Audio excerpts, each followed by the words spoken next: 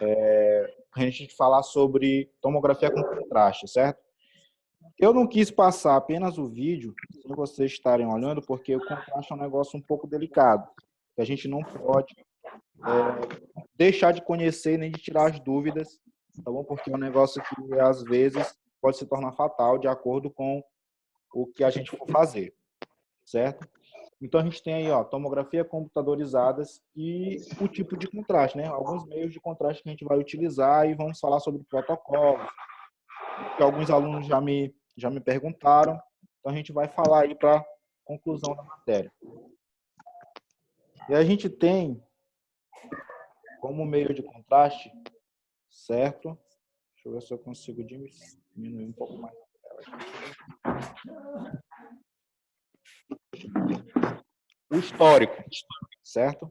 Forma casual foi em 1923 uma observação de uma urografia de um paciente sobre tratamento de sífilis com iodeto de potássio. Mostrava moderação e uma radiodensidade dentro da região onde estava sendo estudado.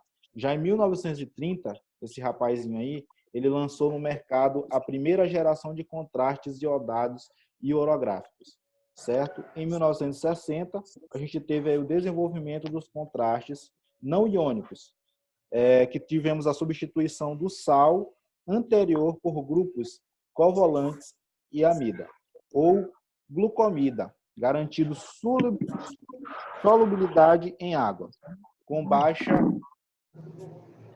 O fone está chiando. Com baixa osmolaridade e de baixa toxicidade. Ou seja, naquele tempo, o teor de sódio no contraste era muito alto. Então, eles acabavam sendo forçados, certo, a ter uma funcionalidade um pouco mais rápida. Depois, foi reduzida essa quantidade, certo? Foi colocada uma quantidade bem razoável. E aí, por isso que o contraste, quando é exposto fora do ambiente com temperatura corporal, né, igual aí a 34, 37 graus, ele endurece, ele acaba virando como se fosse uma pedrinha sólida. Então, por isso que após a gente administrar o contraste, a gente coloca o paciente para ficar em hidratação de soro fisiológico. O correto é a gente colocar ele antes do contraste e depois do contraste. Que é para quando o contraste chegar nos rins, ele já ter o sódio dentro dos rins suficiente para começar logo a diluição do contraste, para não pesar, entendeu? E aí depois a gente administra o soro após o contraste para ele começar a fazer a lavagem do átrio, dos ventrículos, do coração e todas as artérias ali de proeminência onde se segue ali o contraste. As prioridades relacionadas aos meios de contraste iodados. A gente tem a densidade, viscosidade, osmolaridade, certo? A densidade é o número de átomos de iodo por milímetro de solução, ou seja, a quantidade que a gente vai injetar naquela pessoa. A viscosidade é a força necessária para injetar a substância através de um catéter. Aumenta geometricamente com a concentração de solução e com o peso molecular. Os iônicos têm maior viscosidade que os não iônicos. Ou seja, a gente tem uma bomba, a gente não injeta o contraste diretamente no chão, certo? A gente acaba usando uma bomba. Essa bomba, a gente tem um fluxo, né, e uma quantidade para ser injetado. Se a gente colocar um fluxo demais e o nosso catéter, que é o acesso que está no braço do paciente, ele for para uma potência menor, a gente acaba estourando a veia do paciente, certo? Porque o catéter vai ser de um fluxo e a nossa bomba vai estar de outro. No caso, é aquela bomba que a gente olhou lá dentro da tomografia, que estava parada. Na bomba, eu tenho 2 cilindros, o cilindro A e o cilindro B. O cilindro A, ele é responsável pelo soro, ele vai fazer a primeira lavagem do acesso, para saber se o acesso está obstruído ou não, se está realmente funcionando, se o paciente está sentindo dor naquela região. Se o soro Repetir? certo? Se o soro for certinho, beleza, ela vai começar a sugar a segunda ampola, no caso a B, que é do contraste. Ela vai aquecer aquele contraste na temperatura corporal do paciente, certo? Que a gente vai colocar na nossa maquininha lá, na tela do nosso da nossa bomba, e aí ela vai colocar a quantidade de milímetros, né, de ml que a gente vai injetar ali no paciente, e vai acabar o quê? Colocando um fluxo aonde dê para injetar sem estourar a veia. Então, todo o acesso, ele tem aquela tampinha rosqueável, e na ponta da nossa bomba de contraste, o acesso também é da mesma forma, que é para não haver ali, com a pressão da bomba, não haver a saída e o desperdício do mesmo. Certo? O terceiro ponto é a função definida pelo número de partículas de uma solução por unidade de volume. Os contrastes iônicos têm maior osmolaridade que os não iônicos, porque desassociam póitons iônios de solução. Eu tenho dois tipos de contraste. Um é oral e o outro é venoso. Um eu posso ingerir e o outro eu não posso ingerir. No caso dos contrastes iônicos, eu vou poder injetar ele. Nos casos do contraste não iônico, não vou poder injetar, eu vou ter que ingerir. Certo? Então, um vai fazer uma função de esclarecimento, onde eu vou ter a área do abdômen, do estômago, toda líquido, e aonde eu não vou ter essa mesma funcionalidade no outro. Vai ser entendeu? Vamos para a segunda parte. Condições de influência que influenciam na qualidade do exame. A dose de contraste, a velocidade da injeção, o calibre do catéter em função da viscosidade da solução utilizada, a temperatura da substância, principalmente no uso do contraste não iônico. Retardado o tempo de scan. Ou seja, tempo de scan é o tempo que o aparelho vai demorar para adquirir determinada imagem em determinado plano do exame. No caso do abdômen, na fase arterial, eu vou ter mais ou menos 5 segundos num aparelho de 120 canais para poder eu conseguir administrar e pegar a fase arterial. No caso, a fase do coração vai estar cheio de contraste. Numa fase tardia, o meu aparelho ele vai voltar a máquina até o plano que eu coloquei, no caso, o plano superior, na altura do tórax, para poder continuar a varredura, a segunda varredura. No caso, eu vou pegar mais apagado a área do tórax, mais apagado a área cardíaca, e já vou pegar a parte superior do abdômen e a parte inferior, vou pegar cheia de contraste. Então, eu vou ter aquela demora na segunda aquisição e a tardia vai ser com 5 minutos após eu ter injetado. Então, dose de contraste. Se eu colocar pouco contraste, um paciente que tem um peso acima do meu padrão, eu vou ter uma imagem bem apagada de contraste. Não vou ter aquela mesma qualidade de imagem, certo?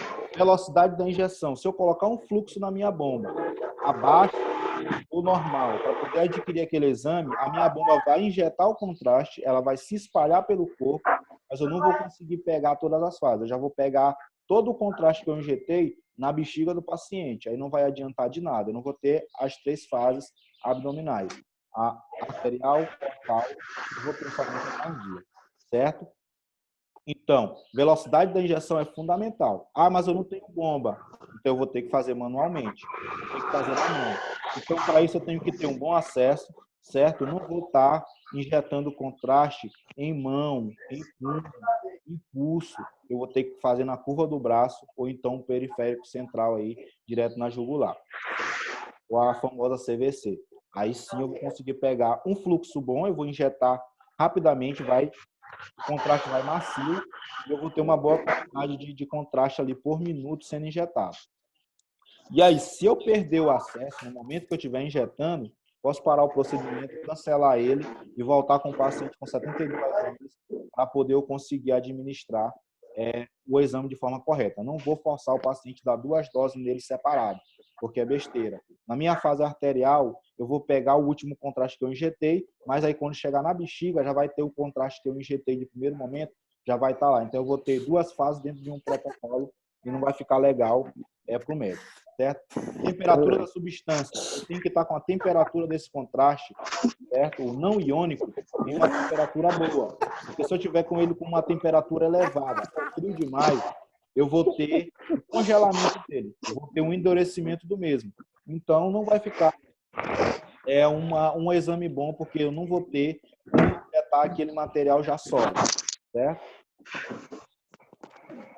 Cuidados de armazenamento do contraste. Local escuro. Tem como tirar dúvida aí, mano? Pode, Arrocha. Beleza. Só queria saber se dava. Cala aí. A rocha. Os cuidados de armazenamento tem que ser em local escuro, longe de aparelhos de raio-x e radiação que quebram as partículas do iodo. Temperatura ideal é de 15 a 20 graus, podendo ocorrer cristalização em temperaturas muito baixas. No caso, a gente já falou, é um endurecimento dele. A estufa ela tem que estar em 37 graus por tempo máximo de 3 meses. Reduz a viscosidade do agente, melhorando sua fluidez e diminuindo a ocorrência de efeitos diversos. Ou seja, essa temperatura da estufa é quando a gente vai injetar no paciente. Tem que estar na temperatura corporal para poder ficar um exame bom, boa aparecer, boa luminosidade dos problemas. Não utilizar em frascos abertos por mais de 24 horas. Se eu coloquei a agulha no contraste, ele tem uma borrachinha na ponta. Eu coloquei a agulha, suguei o líquido, sobrou, eu tiro a agulha para não ficar a entrada de ar ou de protozoários ali pelaquela fissura, porque aquilo vai para dentro do paciente. Se adquirir algum tipo de bactéria, algum tipo de protozoários ali, pode fazer mal ao paciente ou até uma infecção, certo? A solução é expirada ou no frasco, não deve ser reutilizada nem guardada novamente. Eu suguei ela dali, pronto, ela já perdeu a validade. Eu tenho que injetar ela nas próximas horas. Não posso deixar de um dia para o outro. Eu tenho que descartar ali. Vai ser um gasto, vai, mas aí eu tenho que ter a noção do que eu estou fazendo, sugar na quantidade correta e só for realizar o contraste depois que eu tiver todos os aparatos normais. Eu vou ter que fazer a lavagem do acesso, eu vou ter que verificar o acesso do paciente, eu vou ter que verificar se está tudo certinho, se está passando a água destilada que a enfermeira está colocando no braço para poder eu ir lá e administrar, certo? O prazo de validade normalmente é de 2 a 3 anos do contraste. Ele não vem uma data de validade X no frasco, mas aí pelo lote da data de fabricação, a gente tem lá a noção de 2 a 3 anos para fazer o uso. Certo que o contraste não passa muito tempo em estoque, tá bom? Ele passa um pequeno tempo ali curto. Olá. E isso daí vale por 2 contrastes, o que é injetável e o que é ingerido? Não entendi. Repete novamente, deu um corte. Estou falando, esses cuidados aí, eles servem por 2 contrastes, o ingerido e o que é injetável na veia? Sim, serve para os dois. Porque no caso eu vou ter que excretar ele ali e sempre ali ele vai ser, o sódio ali vai ser buscado pelos rins. Então eu vou ter que usar os mesmos parâmetros para os dois. Tanto que a gente está ingerindo como que está injetando. Beleza. Contraste vesical. O objetivo do contraste vesical é preencher a bexiga, certo? No máximo ali 200 ml de contraste diluído em 3% de soro fisiológico. Vai dar mais ou menos aí 500 mililitros de água, certo? 200 ml para meio litro de água. Raro esse tipo de administração. Porque esse tipo de administração a gente faz no paciente já terminais, estão investigando ali a área dos rins e com certeza já estão fazendo hemodiálise. Contraste oral, certo? São feitos em exames abdominais para investigação de possíveis obstruções intestinais. No caso, ele vai preencher do estômago todo o intestino, certo? Até chegar ali no reto abdominal. Então, a gente vai usar esse contraste que vai ser ingerido para poder a gente preencher e investigar uma possível lesão nas alças intestinais. O sulfato de bário ou contraste iodado diluído em torno de 3%, os mesmos meio litro de água. Se você colocar 1 litro de água para 200 ml de contraste ou 30 ml de contraste, já é o suficiente, não vai ter um bom realce com 1 litro. Não vai ter a mesma qualidade de imagem. Mas você colocando meio litro de água para 30 ou 200 ml de contraste, de acordo com o tamanho do paciente, certo? Vai ficar um exame bom. O padrão que eu posso utilizar é 30 ml de contraste em meio litro de água, que já fica ótimo. Em casos extremos aí que o paciente está com um abdômen bem distendido e quer mesmo investigar, e a gente está com os 200 ml. Contraste retal. Feitos aí bastante em raio-x, certo? Quando não se tem a tomografia computadorizada, se faz o contraste retal e para identificação de alguns problemas aí, no caso do inchaço ou abatajamento da pele. Estudos são os estudos pélvicos do contrato retal e o preenchimento do reto sigmoide, ou seja, todo o canal retal, onde se encontra ali a área do ureter, e nas mulheres para se ver se tem fístula vaginal, se está tendo ligação com a área vaginal pelo reto, entendeu? Então se faz ali o contraste retal. É utilizado o mesmo procedimento, 200 ml, no caso aí eu vou ter que colocar soro fisiológico, dentro desse soro fisiológico eu vou colocar os 200 ml, certo? Para diluir, vou diluir ele todo, vou pegar uma sonda e aí vou fazer a introdução da sonda, no caso vai ficar com a área da enfermagem, e o médico radiologista ou médico clínico vai fazer as insuflações do líquido. Você só vai posicionar a paciente no decorrer local da mesa, vai posicionar a sua placa e quando o médico terminar de fazer ali o último procedimento, você vai chegar e vai disparar a imagem. É um exame que para as pessoas é bastante constrangedor, mas eles vão se colocar em prol para ter a melhoria do problema, né? Que eles vão chegar ali com um problema bem agravado e aí a gente vai ter que colocar eles da forma mais confortável possível, posicionar certinho, vai ficar naquela posição que a gente já falou lá do slide anterior. E aí a gente vai colocar ele na pontinha da mesa, vai ter os apoios para colocar as pernas, e aí vai fazer a coberta do paciente, somente o médico vai ficar na região de intimidade do paciente. Contraste endovenoso. Eu tenho para o contraste endovenoso as duas fórmulas, os iônicos e os não iônicos. Ou seja, o não iônico ele é 6 vezes mais seguro e 3 vezes mais caro. Porém, o pessoal aí compra muito o iônico, certo?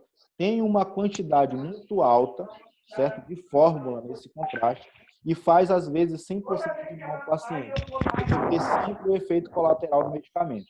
Então, se o paciente não é acostumado a um certo tipo de material, um certo tipo de medicamento no corpo, vai causar sérios problemas. Vai causar alergia, vai causar um inchaço da garganta, vai causar coceira constante, certo? Vermelhidão na pele, febre, dor de cabeça, vermelhidão nos olhos, náuseas, vômito, tontura.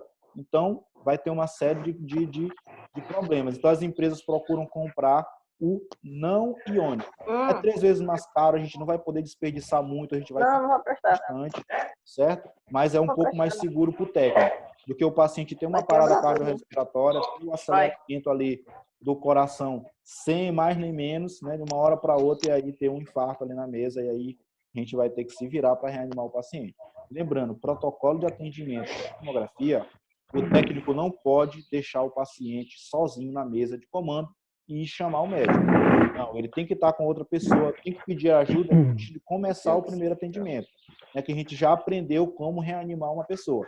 Então, o que vai acontecer? Vocês não vão entubar o paciente, vocês não vão administrar medicamentos para reanimação, certo? Mas vocês vão estar com o paciente, vão tirar ele da mesa ali, vão colocar a mesa no ponto mais baixo que se tem e vão começar a massagem cardíaca. Por quê? Se ele sofreu uma parada, o coração não está funcionando. Então, não está chegando oxigênio, não está chegando sangue ao cérebro, certo? Então, a gente vai começar a fazer o quê? A massagem cardíaca, né? No fluxo que a gente já aprendeu, não muito rápido nem muito lento, não muito abaixo nem muito acima do externo, mas sim no centro. A gente vai começar a fazer as insuflações, certo? Para que o coração seja massageado e continue levando sangue ao cérebro mesmo parado. Até o médico chegar, colocar o DEA, colocar os aparatos necessários, fazer a intubação do paciente e aí tentar reanimar para levar para um local onde dê para dar os outros atendimentos. Mas aí o técnico tem que ficar ao lado do paciente, tentando fazer a reanimação ali, certo? Para não deixar o coração ficar 100% parado e nem o sangue não ter fluxo lá no cérebro. Preparo de jejum do paciente tem que ser de mais ou menos 6 horas. O paciente não pode ter comido absolutamente nada durante as últimas 6 horas. Senão, pode causar aí um tipo de irritação no estômago. Todo mundo sabe que quando o estômago está irritado, ele tende a querer jogar para fora. E você tem que se lembrar que o paciente está deitado. Se ele está deitado, pode ocorrer ele tentar vomitar e broncoaspirar o próprio vômito e morrer sem ar. né? Então, se o vômito está tentando sair e no momento a minha epiglote faz a insuflação daquilo, eu vou ter os 2 canais de entrada de ar e saída obstruídos. Então, ele não vai conseguir nem respirar, nem colocar para fora. Aí ele vai ficar sem ar, sem fôlego, vai debater, e aí vocês não vão ter nada que poder fazer naquele momento. Porque não tem como você conseguir desobstruir na sala de tomografia, depois de um exame, um paciente que está broncoaspirado. Vocês vão ter que ter um respirador, vocês vão ter que ter vários aparatos ali, e aí o anestesista era a pessoa mais adequada para fazer esse tipo de procedimento. Mas até ele chegar, a gente não consegue ficar ali muito tempo sem respirar, certo? Suspensão de antialérgicos, no mínimo 48 horas antes após o exame, certo? Se eu sou uma pessoa que tem alergia a certo tipo de coisa, como por exemplo, tenho alergia a sabão, eu tenho alergia a um determinado creme, eu tenho alergia a picada de insetos, eu tenho alergia a mariscos, eu tenho que fazer, certo? Eu tenho que colocar esse paciente em observação constante para saber se ele vai ou não tomar, porque às vezes o medicamento faz mal junto com o contraste. No caso do contraste não iônico, mas eu tenho que ter uma aprovação e um acompanhamento médico para que ele esteja lá acompanhando o procedimento, porque caso o paciente tenha uma reação alérgica, o médico tem que estar lá para fazer o primeiro atendimento, certo? Colocar os corticoides, colocar ali para cortar o efeito, entendeu? Então tem que estar ali. Mas aí, se você está numa unidade particular, numa unidade pública, só está como técnico, se o paciente apresentar alergia a tipo de medicamento, apresenta alergia a picada de abelha, apresenta alergia a marisco do mar, pode suspender o exame. O médico não vai te condenar por isso. Só relata para o médico que ele é alérgico e que a família não autorizou, certo? E aí dá continuidade no procedimento de sistema em contraste. A maior predisposição a reações alérgicas. Qualquer tipo de alergia ao iodo, oral ou cutâneo, caso a gente sempre faz um teste, chega um paciente leigo na sua sala de exames, e aí você vai perguntar para ele, certo? Se tem alergia a algum tipo de coisa, ele só sabe te responder que não sabe, porque não tem aquela frequência de ir num hospital fazer uma consulta ou tipo de procedimento. Então você vai fazer o quê? Você vai colocar em cima da pele dele, você vai colocar uma gotinha de contraste, vai deixar agir por mais ou menos 10 minutos.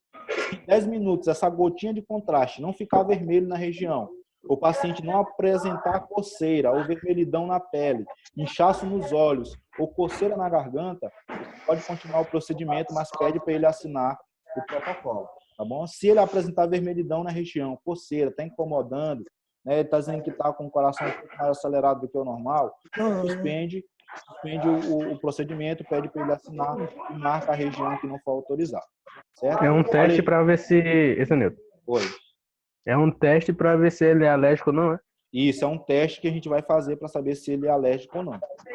Então Dentro de 10 minutos, ele não apresentar nenhum tipo de reação, aquela gotinha que tu pingou ele aí no pulso, né, que é o teste subcutâneo, você pode dar procedimento. Mas se ele apresentar, vamos suspender aí, porque vai dar BO. Mas assim, e se agir rápido, menos de 10 minutos, por exemplo? Se agir em menos de 10 minutos, lavar a região onde tu colocou, certo? O contraste com água e sabão abundante e deixar ele em observação. Se ele começar a apresentar sudorez, no caso é o suor constante, leva ele para a estabilização e o pessoal vai monitorizar ele e ele vai ficar lá tomando o soro, certo? Vai tomar ali 500 ml de soro e depois ele vai aliviando aquela pressão e ele pode ser liberado para casa. Beleza. Alergia a alimentos, fruto do mar, camarão e agrião. Também, se a gente não tiver o acompanhamento do médico, nem o parecer dele que pode injetar, a gente vai suspender o procedimento. Alergia a medicamentos, penicilinas, problemas respiratórios como rinite, alergia a bronquite ou asma, né? Cardíacos, diabéticos, portadores de insuficiência renal, mieloma múltiplo, recém-nascidos, pacientes idosos, anemia falciforme, também a gente não vai injetar. Porque tem alguns medicamentos que o médico vai precisar colocar ali no paciente, vai precisar reanimar ele, que não se bate muito bem com os problemas abaixo. No caso dos problemas cardíacos, todo mundo sabe que o paciente que tem problema cardíaco ou tem a pressão lá em cima ou tem a pressão lá embaixo. A pressão dele nunca é estável, certo? Então o médico vai precisar colocar adrenalina, o coração vai ter que aumentar, vai ter que entrar em ritmia cardíaca para poder conseguir fazer ali a ressuscitação do paciente. Então, o paciente que tem problema cardíaco, o médico não vai saber se é efeito do medicamento que ele aplicou ou se ele está sofrendo um infarto daquilo, sobre um determinado problema. Então, não vai ter como monitorizar direitinho. Diabéticos, eu não vou poder injetar diabéticos porque qualquer furadinha que eu dê num diabético ou qualquer corte, acontece ali um problemão. Aí tu imagina se eu vou injetar e no diabético estourar a veia dele, que a veia dele é muito mais sensível do que as outras. Eu vou ter uma bolsa de contraste, né, na área muscular, que eu vou ter que abrir para retirar, porque o diabético não vai absorver, não vai conseguir ter a mesma capacidade de absorção, e aí vai necrosar aquilo. Todo mundo sabe que quando você faz uma cirurgia no diabético, ele acaba aumentando e pode até perder o membro. Então, a gente não vai ter ali como colocar o diabético para realizar se a gente não tem 100% de certeza. E não, no caso, se eu colocar o diabético para fazer o contraste, eu vou ter que ter um acompanhamento médico, porque o médico vai prescrever qual tipo de soro que esse diabético ele vai ter que tomar após o contraste. Ele não vai poder tomar qualquer soro, porque tem soro que ele faz mal para certo tipo de portador de diabetes. Então, o médico tem que estar acompanhando, ele tem que estar com o exame laboratorial na mão, tem que ver se a função renal dele está direitinha, e aí vai prescrever um soro X para ele tomar após ser colocado o contraste. Os portadores de insuficiência renal é aquelas pessoas que já estão em estágio 5 da doença renal, certo? Então, não tem como a gente conseguir injetar e os rins conseguir excretar todo o contraste. Mieloma múltiplo é outro problema, certo? Que a gente vai ter, não vamos conseguir administrar, porque o tratamento do mieloma múltiplo, ele não permite que a gente injete contraste. E aí, porque por conta dos usos do medicamento constante que tem que ser utilizado, então não vou poder fazer a suspensão daqueles medicamentos no mieloma múltiplo, mas aí, se eu fizer a suspensão, eu vou ter um outro tipo de problema e não vou conseguir fazer a investigação na TC. Então, ou eu suspendo e o paciente sofre as consequências da doença, ou eu faço apenas a tomografia normal e o médico tem que dar um jeitinho ali de liberar o exame sem precisar ali do contraste. Recém-nascidos, não é permitido a gente injetar, certo? Crianças somente de 8 anos para cima. Eu consigo injetar contraste, mas as crianças de 8 anos até os 18 anos, eles têm que me trazer o exame de laboratório de ureia e creatina para eu poder saber como é que está a função renal desse paciente. De 8 anos para baixo, não é permitido eu fazer a injeção de contraste, a não ser que seja realmente necessário, em extrema urgência, e o médico que prescreveu esteja comigo, certo? Se ele estiver comigo ali dentro da sala, ou se o médico radiologista for um médico presencial, estiver ao lado, você vai fazendo um exame e ele já vai laudando, ótimo. Pode fazer ali com a autorização dos médicos, pode fazer o contraste e aí eles vão se responsabilizar pelo paciente e pelos aparatos que podem acontecer depois. Não vai acontecer em 100% dos casos o paciente ter uma reação alérgica ou ter uma parada ou ter outro tipo de problema. Mas uma vez ou outra pode acontecer. E aí o paciente entra sadio na sua sala e sai num saco. E aí não vai ser legal nem para você que estava realizando o exame, vão te questionar. Então a culpa vai acabar caindo toda para quem estava realizando o exame.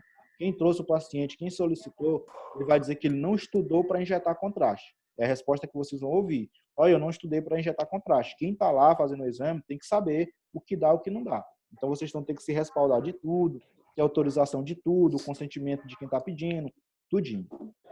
Anemia falciforme, não vou aconselhar também injetar, porque a anemia, um dos problemas que mais atinge aí o pessoal, né, é a área aí de funcionamento do sangue.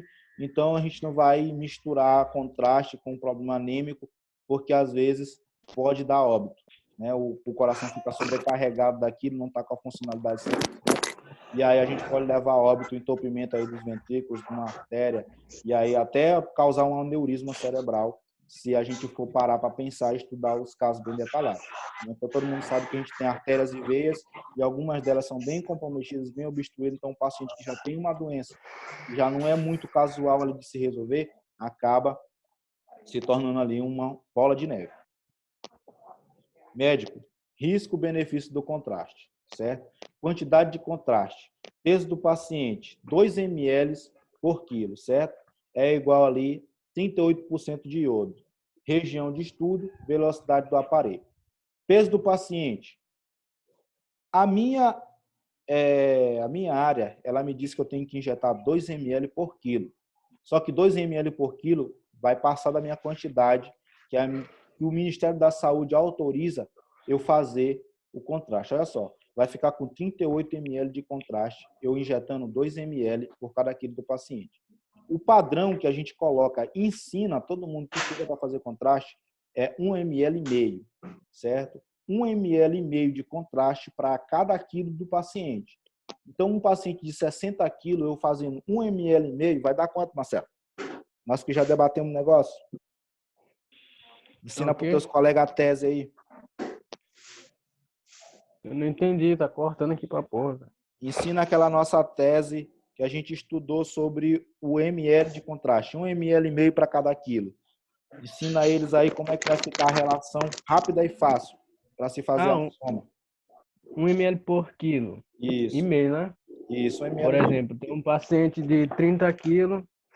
Aí, como tu sabe que é 1 ml e meio por quilo, tu já pega os 30 quilos dele e vai dar 30 ml. Certo. Mas o resto da metade dos ml, que é 1 ml e meio, tu vai fazer a metade de 30 quilos, que vai dar 15. Então é só somar. Eu somo só metade somar de 30 com mais 30. É. Como é que é? Tem que repetir para mim, por favor? Olha, eles ensinam a gente na teoria que a gente tem que injetar 2 ml de contraste para cada quilo do paciente. Só que a gente não aconselha a fazer isso porque fica muito pesado para os rins conseguir excretar. É muito iodo para os rins. Então, a nossa técnica padrão, em qualquer serviço que você vá, é 1 ml e meio. Nenhum médico quer desperdiçar uma quantidade muito grande de contraste, se dá para você fazer com menos quantidade. Então, vai ficar 1 ml e meio para cada quilo. Marcelo deu o exemplo de um paciente de 30 quilos. A soma ela é fácil e rápida. Eu vou somar 1 vezes 30 vai dar 30 e vou dividir esses 30 por 2, que vai dar 15. Então, eu somo 30 com mais 15, vai dar 45 ml. Então, 1 ml e meio vezes 30 vai dar 45 ml de contraste. Então, é uma soma rápida e fácil. É 1 vezes 30 dividido por 2, que dá 15. Isso. Olha, tu vai pegar um número inteiro e vai multiplicar pela quantidade de peso. Vai dar o mesmo peso do paciente, certo? É assim, ó. Aí, Hilton. Fica mais simples se tu for ver assim, ó. Se tem o peso do paciente, tu deixa o peso dele e adiciona metade desse peso dele. Entendeu? Entendeu? Adicionar mais, por exemplo, você tem 60 quilos. 60 mais a metade 30. De 60. Isso. 30, dá 90. Isso, então, aí dá 90. Essa é a soma, é a lógica. Aí tu vai injetar 90 ml de contraste. Entendeu? Assim é mais fácil. Assim é mais fácil. Aí a gente multiplica 1,5 vezes o peso do paciente. Aí vai dar a quantidade X. Aí para ficar mais rápido e fácil, aí tu só pega o peso do paciente, certo? Divide ele por 2 e soma. Que dá a mesma quantidade para ser injetado. Na hora. Região de estudo. A gente tem que estar com a região de estudo em um plano onde o paciente não esteja com nenhum tipo de curvatura, não esteja oblíqua, certo? Em nenhum dos sentidos. E aí a velocidade do aparelho vai ser de acordo com a quantidade de canais. Um aparelho de bastante canais, eu vou ter um corte rápido. Um aparelho de poucos canais, eu vou ter um corte mais lento. Então, isso aí vai da ideologia de cada funcionário do setor a realizar o exame de acordo com a necessidade do aparelho que ele tem. Mas eu sou acostumado a fazer um exame com contraste num aparelho de 2 canais. Eu vou aqui, tomando radiação e vou injetando para poder conseguir pegar todas as fases. Será que eu vou saber fazer num aparelho de 128, de 160, de 100 canais? Claro. Porque em vez de você injetar e ficar lá dentro, pegando a radiação junto com o paciente, num aparelho que tem mais canais, você vai só injetar rápido e disparar o aparelho e deixar que o aparelho faz o resto. Não precisa nem voltar lá na sala. Mas aí, se você pegar um aparelho de poucos canais, não vai poder fazer a mesma coisa que você faz num aparelho de 128 ou de 100 canais, certo? Você não vai poder injetar e vir, porque ele não vai pegar. Você vai pegar somente a área tardia, porque vai demorar, o aparelho vai demorar a adquirir as imagens, ele vai adquirir bem lentamente. Esse Nilton. Oi. Mas esse daí tu tá falando só por raio-x, né? Não, de forma geral. De forma geral. No caso, a gente está buscando aqui só entender como é que é a fórmula do contraste, como a gente deve identificar ele, quais são os cuidados, mas de forma geral, tanto no raio-x, como na tomografia, ou em outro exame de imagem. Sintomas durante a administração do contraste. Desconforto leve no local da punção, ou seja, onde a gente está injetando, vai dar uma dor ali, uma ardência, como se a gente estivesse passando ali pimenta, certo? Mas é um desconforto ali considerado como normal. A sensação de aquecimento em todo o corpo, o contraste, por onde ele for chegando, ele vai dar aquela irritação que o corpo está quente demais. Vai aquecer todas as artérias por onde está passando. O coração vai dar uma pulsada um pouco mais rápido para poder conseguir liberar aquele tanto de calor, certo? O calor no corpo vai aumentar. O calor no corpo vai aumentar. O gosto ruim na boca, eles são comparados com gosto de ferrugem, certo? Ele tem um gostinho de ferrugem, o paciente começa ali a salivar um pouco mais rápido e aí começa a acontecer ali as náuseas. O paciente nunca desmaiou assim quando foi injetar um? Olha, o paciente ele nunca chegou a desmaiar, mas já chegou a sair da máquina para vomitar. Ele ficou ali com um gosto ruim na boca e aí não conseguiu segurar e acabou tendo muita náusea e acabou saindo da máquina para vomitar. A gente perdeu o contraste. Aí aconselhou voltar novamente para poder fazer. Porque não dava mais. Ele espelhou todinho pela boca no vômito? Não, no caso, ele saiu do corte do exame. A gente injetou o contraste e correu para a sala para fazer a aquisição. Só que a máquina foi e na hora de vir adquirir no exame, a paciente levantou para vomitar. Foi a forma mais correta que ela fez. Porque se ela segura e continua deitado, a gente vai pegar a área aqui subindo o esôfago dela, a gente vai pegar cheio de material. Certo? Então pode até acontecer uma broncoaspiração e vai causar o artefatamento da região. No caso foi o pescoço. A gente estava fazendo um exame de pescoço. Então ela levantou da máquina. E aí, mas tem muito efeito, né, pô? Tem muito efeito. É uma sensação bem ruim do paciente. Por isso que a gente tem o maior cuidado do mundo para sempre estar perguntando constantemente para ele se ele está sentindo alguma coisa, porque se a gente vê que saiu do padrão, que a gente conhece, que pode ser considerado como normal, a gente já cancela o exame e já deixa ele em observação, contando ali. Tipo assim, palidez assim não tem, né? Não vai apresentar ele não vai apresentar de primeiro momento. Ele pode apresentar algumas horas depois. Ele pode começar a ficar pálido, aí já pode ser uma reação alérgica ao medicamento. E aí ele já vai estar com todos os aparatos ali, a gente deixa ele em observação, no caso do paciente duvidoso.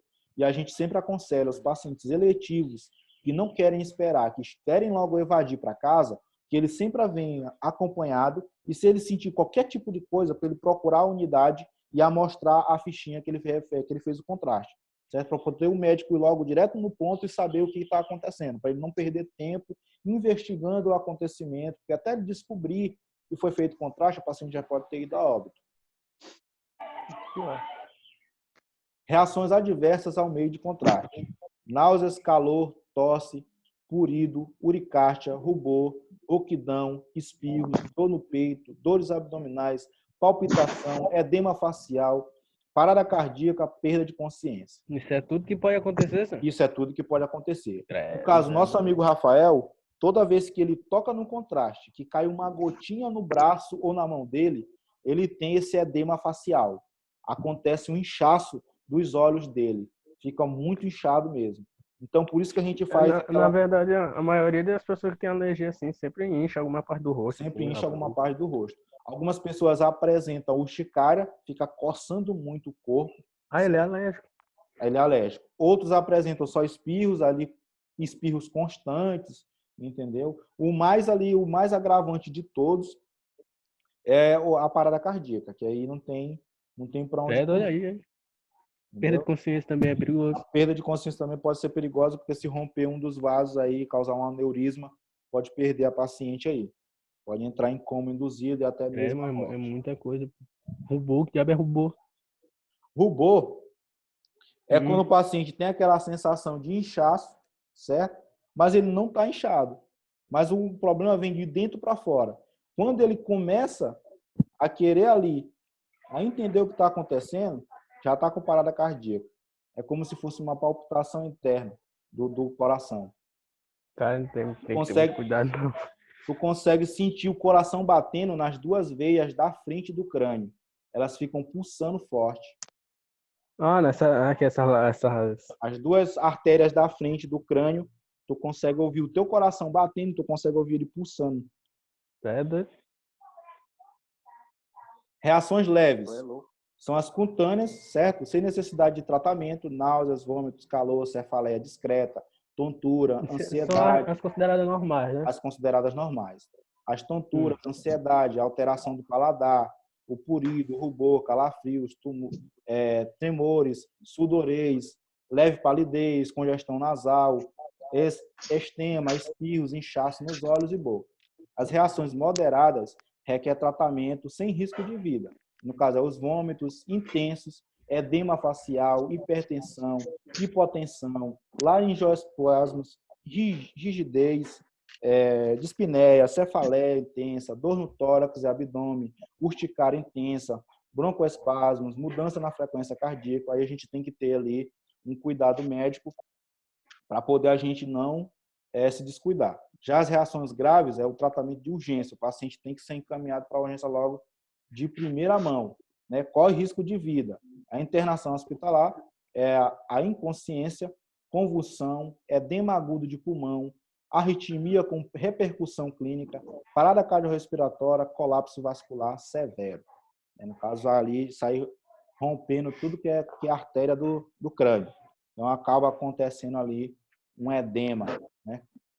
Um edema no crânio e aí já era. O paciente já foi dessa para melhor.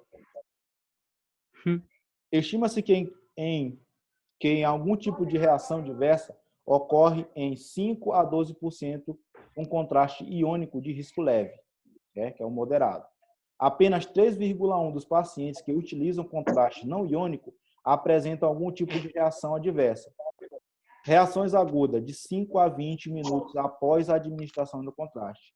Reações tardias, após o paciente deixar o serviço de radiologia. Então, pode acontecer horas depois ou até mesmo dias depois. Já chegou uma paciente para nós, relatando, e ela mostrou as lesões, né, que depois de 3 dias, o contraste começou a fazer efeito. Começou a aparecer a urticária, certo? Ela começou a se coçar bastante e a causar erupções na pele dela. Então, ela procurou a unidade, falou que ela tinha realizado o contraste. O médico da unidade diagnosticou ela, certo? Como urticária pós-contraste e acabou colocando ali os medicamentos para ela tomar para poder conseguir se recuperar. Então, acontece horas depois, minutos depois e, às vezes, quando é um caso muito grave ali, no momento da realização do exame. Proteção radiológica. A gente tem os dosímetros, que medem a quantidade de radiação recebida pelos funcionários, que a gente já falou. Certos cristais que, quando aquecidos, emitem luz de intensidade, proporcionam a radiação a que foram expostos, denominados termoluminescentes, certo? Que é o fluoreto de lítio e o sulfato de cálcio. São as radiações, aí são os cristais aquecidos à luz que causam esse termo de luminescência e acabam emitindo radiação proporcional. Então, a gente tem que tomar cuidado aí, não deixar o nosso dosímetro próximo aos frascos de contraste, porque eles contêm esse tipo de substância que podem causar alterações no nosso dosímetro. E todo mundo sabe, se passarmos da dose anual, que a gente vai já falar na frente, a gente vai ser suspenso do serviço. Então, você vai passar um período em casa. Você vai receber por aquilo, você vai estar em casa, você vai receber os seus 12% de insalubridade, é o seu salário, certo? Você não vai receber o seu salário X todo, mas vai receber o seu insalubridade. E aí, pode ser que nesse meio termo, que você precisou ser afastado, outra pessoa pode entrar na equipe, pode fazer parte ali e tomar mais cuidado. Você foi uma pessoa descuidada, então mereceu estar em casa. Se você fosse uma pessoa que cuidasse, que deixasse ali, se protegesse, não estaria. Então, você está mostrando que você está sendo irresponsável. Se o serviço está te dando todos os aparatos de segurança, de investigação, para você manter o padrão, então você não pode extrapolar, mas eu vou fazer assim, que é para poder me suspender. Pode ser que não seja uma coisa boa para você. Pode ser que você perca o serviço, porque ele vai alegar, você ficou afastado, tinha muito serviço, e eu precisei substituir. Entendeu? Então, você vai acabar perdendo. A não ser que você seja carteira assinada, e aí você vai ter todos os seus aparatos seguros né, não vai poder lhe demitir por uma justificativa dessa, mas se você for apenas contratado, a Sanilton me contratou boca a boca, mas aí o médico que pediu para me contratar, tá no meu ouvido, olha, tá dando muito prejuízo, tá estragando muito material, certo? Ele tá ali gastando muito, tá? Vou ficar sem um na equipe, vou sobrecarregar os colegas, aí eu não quero mais, substitui aí e coloca outro. Aí eu vou ter, ó, tu vai ficar um mês afastado, vai receber isso assim, assim, e aí depois você volta. Vou estar omitindo a informação, vou colocar outra pessoa na equipe, aí quando você retornar, ó, o médico falou assim, assim, assim, aí tu resolve com ele, beleza? Me encerrou por aqui. Aí já era o trampo. Vamos tomar bastante cuidado com a forma do manuseio dos dosímetros. O dosímetro deve ser utilizado durante a atividade que envolva radiação de TC, raio-x e mamografia, colocando na altura do tórax, do bolso aí do jaleco. O mesmo dosímetro não deve ser utilizado em duas instituições com dois locais de trabalho. Cada local de trabalho tem que ter o seu dosímetro, certo? Mantido em local seguro, porta-dosímetros, que é um frasco que a gente tem, que coloca dentro todos os dosímetros, né, onde vai ficar sempre o dosímetro padrão, bem escondido ali longe da radiação. Longe da emissão de raio-x, fora do horário de trabalho. Não deve ser transportado para fora da instituição, porque a gente tem vários outros tipos de radiações fora do ambiente, né, como os raios gamas, então acaba alterando aí a funcionalidade do dosímetro. Não pode ser levado para casa. Chegou no serviço, tira ele do potinho, coloca no bolso.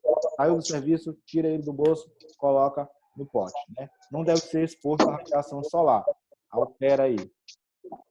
Limite de doses anuais. São 20 milisievert para o corpo inteiro, certo? É a média ponderada em 5 anos consecutivos, desde que não for excedida os 50 milisievert em qualquer ano. Então, dentro de um ano de serviço, eu estou ali fazendo a minha medida, ele não pode passar dos 50, certo? Eu tenho que fechar o mês ali com 20, 20, 20, 20, 20, ou então 21, 23, 24. Mas aí se eu utilizei acima de 50 milisievert, aí eu estou suspenso. Vou ficar aí um bom tempo em casa aí para proteger e repor aí, tomar leite aí para poder começar a baixar aí os enzimas do corpo. Eu tenho um avental de chumbo, né? Sempre que houver necessidade de uma pessoa ficar dentro da sala de exame, acompanhando o paciente, serve como proteção primária de radiação. A radiação que está sendo emitida no primeiro momento, ela pode ser ali absorvida pelaquela placa de chumbo que tem mais ou menos 0,5 milímetros de espessura. Exames laboratoriais realizados a cada semestre para avaliação de glóbulos brancos, certo? Exames, isolamento da sala de exames, bário ou chumbo, que revestem as paredes para impedir fuga de radiação. O vidro plumífero tem os mesmos objetivos de possibilidade e visualização do paciente. No caso, a gente usa o vidro plumífero naquele biombozinho do raio-x e aquelas camadas que a gente tem ali na tomografia. São mais ou menos ali 7 camadas de vidro e cada camada eu tenho ali um isolamento do bário em vidro, né, em um bário líquido. Então, não ultrapassa a radiação pelos vidros tão facilmente, a não ser que tenha uma ruptura ou então uma abertura deles.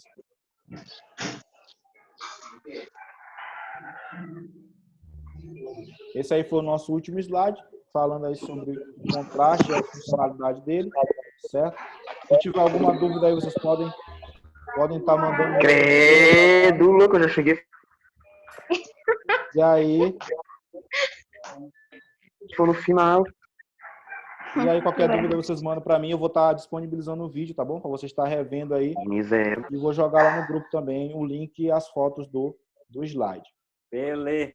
A prova eu vou disponibilizar ela às 7 horas, né? Credo. E vou ficar monitorando. A prova ela é online. E aí, se vocês entrarem no link, vocês vão cadastrar o e-mail de vocês, né? Quando vocês cadastrarem o e-mail de vocês, não tem como vocês fechar. Se vocês fecharem a prova, ela vai ser enviada para mim com a nota 0. Tá bom? Não entendi o que o senhor falou. A prova ela é online. Né, cara? A prova ela é online. Eu vou emitir um link para vocês e vocês vão clicar nesse link. Vai pedir para cadastrar o e-mail de vocês. Na hora que vocês abrirem a prova, não tem mais como vocês fechar. Certo? Se vocês fecharem a prova, vocês não vão conseguir abrir ela novamente. É somente uma. Mas vai ter um tempo X? eu vou disponibilizar um tempo X, certo? De Não prova. não era para ter tempo X, é online? A gente vai ter aí um tempo X Mais ou menos para uma hora. valer. Não, a gente vai dar um Esse é pouco nível. mais. A gente vai dar um pouco mais. Ah, tá certo. Dá umas 3 horas aí. Pô, Tá bom? Só que assim, vai estar sendo monitorizado, o TI vai estar monitorizando todos os acessos. E aí, se vocês saírem da prova, automaticamente a prova fecha e envia. Sanildo. Mas isso é sem querer. Aí, E criança, calma. aí não Isso é tem sem como. querer. Vai pra zero? Vai ficar na peia aí. Vai ficar zero a prova. É porque, pô, meu telefone é todo louco aqui, ele desliga do nada. É Paraguai. Ora, pois. Aí vai ficar Isso é complicado. falso aí, Tô rapaz. mexendo tu me aqui, manda- tô mexendo. Tu me Tô Não, jogando tá Free iPhone, Fire, não. ele sai do nada. Mas, Ah, mas esse celular é ruim. O linkzinho é bem leve, entendeu? E aí vai estar aparecendo todo mundo que está online e o TI vai estar observando. Saiu da guia, Que automaticamente desgraça, a prova fecha e não consegue tem, abrir. tem que ter uma segunda chance. Mas Se eu justificativa for Pode que entrar na ela prova depois das pagou, 7 horas? Pode entrar na prova depois das 7 horas. A prova vai ficar disponível das 7 e eu vou estipular um tempo X. Passou daquele horário ali, ela não vai mais ficar disponível. Tá bom? Só dentro Tá. do período para fazer a prova. É quantas questões? De 7 horas até que horas? Tem 15 questões. Eu vou falar com o TI para saber quanto tempo a gente pode disponibilizar ela. Eu vou tentar disponibilizar o tempo máximo. Capricha, modelo dessa prova aí não faz muito difícil, não. Nós Não, ela já Ficha. está feita, ela já está feita Tá desde ontem. pensando. tá de quarentena. Esse assunto vai Quarentena cair aí, esse tem que- agora dessa aula. Não entendi. Repete, por favor. Esse assunto dessa aula do slide aí vai cair? Não, Não esse tô é assunto entendendo dessa nada. aula aqui não. Vai cair somente que a gente já estudou. Somente a área do abdômen lá, anatomia do abdômen. Ave Maria. No caso, sobre as No videoaulas? caso, Somente É. sobre as videoaulas. Vai ser o assunto que está na videoaula. aquele que tu mandou lá no grupo, né? Isso, nos 2 últimos que eu mandei. As Ei, patologias depois ela e a fez vários. Porque tu mandou 2 vídeos sobre Sim. o abdômen, a parte 1 e a parte 2. Pois é, Eu não a parte recebi, eu não 1, recebi isso daí, não. aula 1 Tá e tudo aula no 2 grupo aí. está incluso junto Oi? com o início. São Tá 3 tudo no grupo slides, os vídeos. são 3 aulas grupo? que a gente tem, 3. entendeu? E aí essas 3 aulas elas estão dentro, somente a área do abdômen. A área anatômica do abdômen e a área das patologias. Só que eu dividi as patologias em 2 slides. Faz Tá 2, no grupo isso daí? tá no grupo e tá no YouTube também. Eu já enviei Tá bom, tudo no mas aí- grupo. Aí, no caso, a prova vai estar sendo disponível a partir de 7 horas. A partir das 7 horas vai estar disponível e eu aviso vocês no grupo quantas horas a gente vai ter. 7 horas que é a hora do Free Fire. Eu vou Tá conversar com o TI para ver se a gente consegue disponibilizar o máximo de horas possível. Tá bom, Sim, mas tamo é junto. isso no caso, tipo assim, a pessoa não tiver acesso à internet nesse horário. Nesse horário, eles vão estar me passando feedback no PV. Tá bom? O professor não tive acesso, eu vou estar disponibilizando uma outra prova para esses alunos para eles estar fazendo depois. Eu vou falar com o TI, a gente elabora uma outra e vai emitindo. Tá bom? Não vai ser parecidas. Tá ok. Uhum. Peraí, deixa eu tirar o print aqui, vou botar no status. Aula online. Feira. E o auge. Peraí, Sanito. Dá um sorrisão aí, Sanito. Vai, Stefano. Tá na minha tela também. Aê. É nóis, fechou. Beleza. Tô saindo aqui, beleza? Tá bom? Valeu. Bom dia para vocês aí, viu? Até a próxima. Na hora. Abraço. Falou. Beijo.